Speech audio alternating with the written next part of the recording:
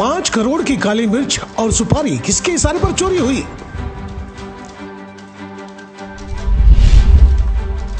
क्या यह सच है कि सरकारी महकमे के कुछ अधिकारी इसमें लिप्त हैं?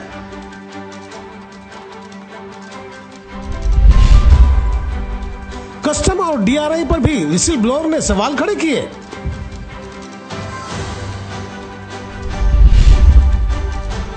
क्या है चोरी की हकीकत? कौन है मास्टरमाइंड?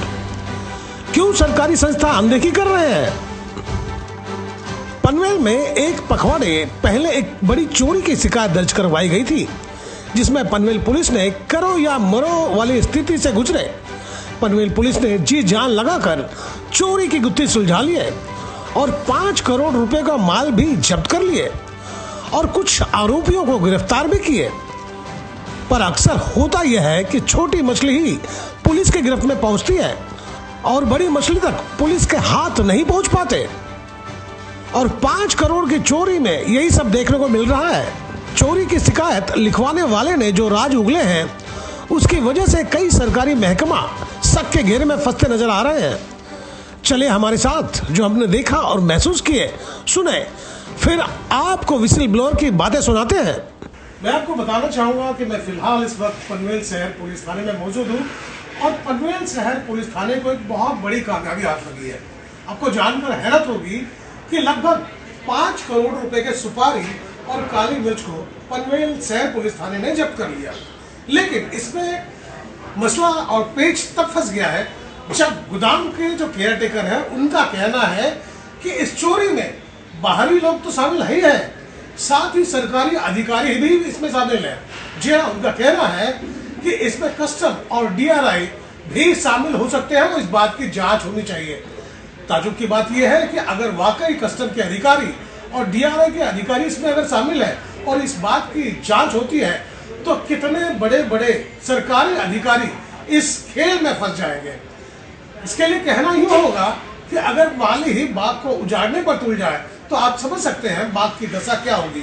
बिल्कुल हालात इस तरह के बन गए हैं कि यहाँ माली ही बाग को उजाड़ने पर तुला हुआ है। ये बात मैं अपनी तरफ से नहीं कह रहा हूँ, गोदाम के जो केयर टेकर है उनका साफ और स्पष्ट कहना है कि चोरी में उनका हाथ है। लेकिन अब इस बात की जांच करेगा तो कौन? क्योंकि पुलिस का कहना है कि हमसे जितना हो सका हमारा काम है कि चोरी गए माल को जब्त करना, और हमने माल को जब्त कर लिया है और इसका मालिक कस्टम है। अगर कस्टम ले जाती है तो हम इसमें क्या कर सकते हैं? अब ऐसे में देखना होगा कि जांच की दिशा क्या होती है और कितने लोग इसके गिरफ्त में आते हैं। फिलहाल आप देख सकते हैं मेरे पीछे जो पड़ा हुआ है ये टोटल सुपारी ही सुपारी है, ठीक है, और इसके साथ ही काली मिर्च भी है जिसकी कीमत 5 करोड़ के आसपास है। आप यकीन नहीं करेंगे तो मैं आपको सुपारी का एक खेप निकाल कर दिखाता हूँ। ये देखिए, ये सुपारी है और हो सकता है इन सुपारियों का इस्तेमाल जब यहाँ से निकले तो गुटखा बनाने के काम आ जाए। लेकिन अब ये गुटखा बनाने वाले लोगों तक कैसे पहुंचेगा, ये आप सोचते रहे। हमने जगदीश ठक्कर से बात की है, उन्होंने सरकारी महकमा की बखिया उधेड़ दी है। सच में सरकारी विभाग की तफ्तीश हो जाए तो भारत का भाग्य बदलेगा, वरना सब इसी तरह राम भरोसे चलता रहेगा। सुने जितने गंभीर आरोप लगे हैं सरकारी महकमे पर, सरकार क्या कदम उठाते हैं, क्या भ्रष्टाचारियों पर कार्रवाई होगी? मेरा नाम जगदीश ठक्कर है और मैं गोडाउन का पावर ऑफ अटर्नी होल्डर हूँ। जो व्यक्ति के गोडाउन है उसके गोडाउन की देखरेख करता हूँ। ये 2022 से हो रहा है। पहला चोरी 2022 में हुआ था, वहाँ डीआरआई ने रेड किया, फिर क्या हुआ पता नहीं। 2023 में भी रेड हुआ, वहाँ से टोटल आज मिला के 600 टन माल में से 300 टन पहले भी मिल गया, उसका आज तक कोई अता पता नहीं है। 28 साल के बाद मैं ये एफआईआर करा के कस्टम में से पहली बार नवी मुंबई पुलिस स्टेशन बोलेगा तो पनवेल शहर पुलिस स्टेशन में ये केस लेके आया हूँ एज अ विसल ब्लोअर। और इसके पीछे पड़ताल के पीछे जो कस्टम को अच्छा लगा नहीं है, जीरो में क्या है क्या नहीं है, इसकी पड़ताल नवी मुंबई पुलिस कर रही है और इनको पहला ब्रेक थ्रू मिला है आज।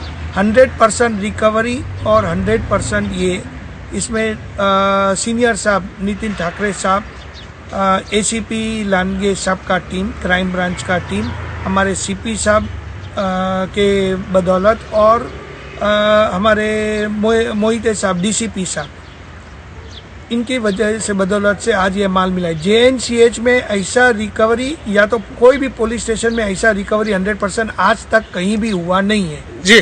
मैं और भी पर्दाफाश करना चाहता हूँ हर एक कस्टम ऑफिसर का जिन्होंने ये 22 महीने से खेल खेला है जी। और ये लेटर ऑन बताऊंगा जब मेरे पास पूरे पुरावे के साथ आ जाएगी। कस्टम में उंगली रहे, कस्टम के पास जो प्रोविजन जो देता है लाइसेंस जी, वो भी DGFT को आता है, ऐसा कोई डेजिग्नेशन है।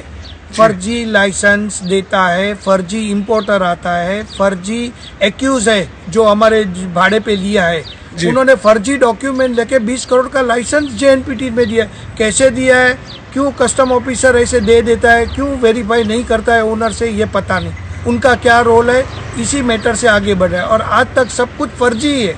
DRI ने पहले टाइम में रेड किया था जब हमें पता भी नहीं, DRI क्या होता है ये मुझे पता नहीं था जी। ये तो हमारे गोडाउन के ऊपर केयर टेकर के हिसाब से हम देखने गए तो वहाँ सील लगा था, तभी हमारे को DRI ने बोला कि भाई हमारा सील लगा हुआ है और ये कितने जन को गिरफ्तार वो कुछ नहीं। फिर हमको भी इन्वेस्टिगेशन के लिए बुलाया था। हम सिर्फ हमारा भाड़ा चाहते हैं और कुछ नहीं।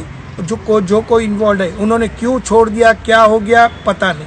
अभी इसका निर्णय तो कस्टम्स और पुलिस लेगी। कस्टम ने तो इतना ऑर्डर निकाला है, हमने सुना है कि वहाँ से कि शिफ्टिंग ऑफ मटेरियल बोलेगा तो चोरी 120% होना है। इसके पुरावे और भी मैं पहले के 2 केसेस में हुआ है उसके दे सकता हूँ। सर, एक कोई भी वेयर हाउस में जब भी ऐसा हुआ है तो अभी से 6 महीना पहले भी एक अक्षय वेयर हाउस जल गया।